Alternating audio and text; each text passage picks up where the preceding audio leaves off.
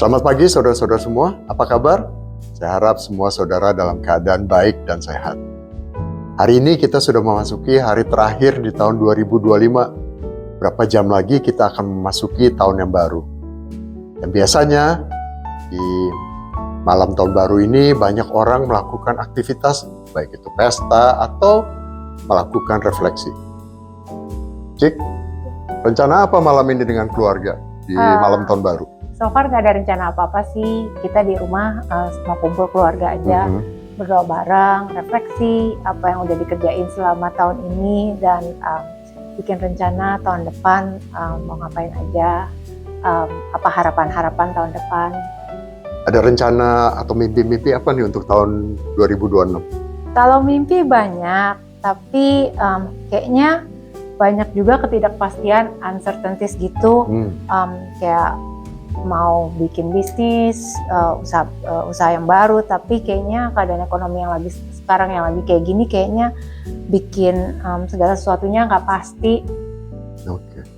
Jadi banyak kekhawatiran, ketidakpastian ya?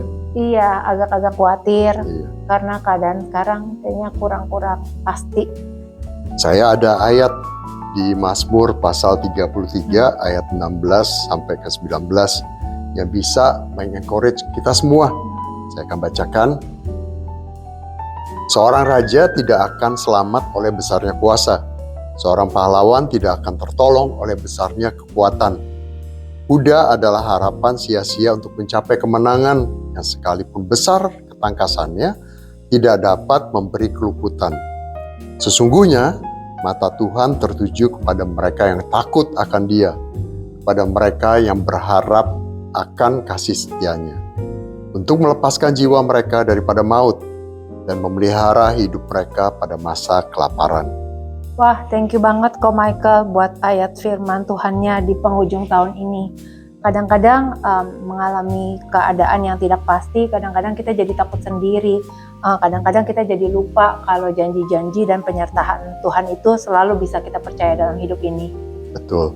Dan seringkali saat kita diputi oleh ketakutan atau kekhawatiran itu, kita lebih bersandar pada diri sendiri. Iya, benar. Nah, Mazmur tadi mengatakan, dia mengambil contoh kan, raja yang punya kekuasaan aja tapi nggak selamat karena kekuatannya, atau pahlawan yang gagah perkasa tapi nggak tertolong oleh kekuatannya juga.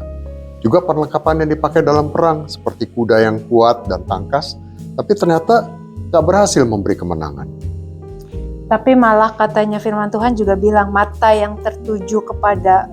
Tuhan tertuju kepada mereka yang takut akan Dia, ya Ko Michael. Iya, jadi orang-orang yang takut akan Tuhan dan berharap kepadanya itu akan selamat dan tidak akan kelaparan dan akan dipelihara oleh Tuhan. Jadi menghadapi tahun yang baru, kita nggak ada pilihan lain selain menaruh harapan kita kepada Tuhan yang tahu masa depan kita, tahu apa yang akan terjadi, dan bisa menolong kita dalam segala perkara. Betul. Apalagi kita orang-orang percaya, pilihan kita hanya satu. Hanya Tuhan Yesus saja, sumber pengharapan kita.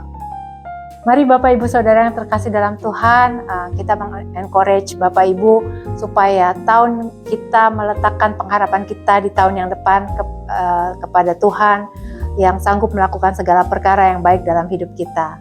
Selamat beraktivitas hari ini. Tuhan Yesus memberkati.